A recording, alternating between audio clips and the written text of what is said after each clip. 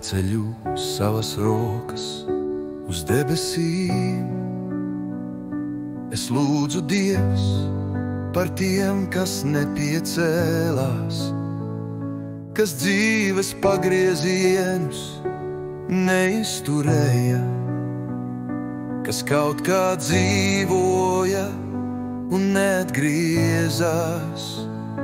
Es lūdzu Dievs par pagurušajiem, kuri cīnījās un tad padevās, kuriem neviens nenoticēja, un kuri savus sapņus aprākā.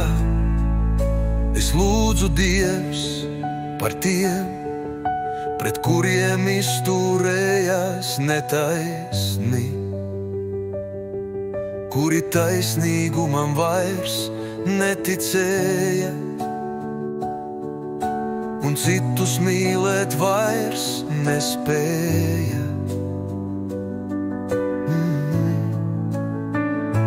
Es lūdzu Dievs par tiem, kuri mūžības priekšā nepiedeva un neatmaiga, kuri mūrus uzcēla un pie sevis nevienu vairs nelaida.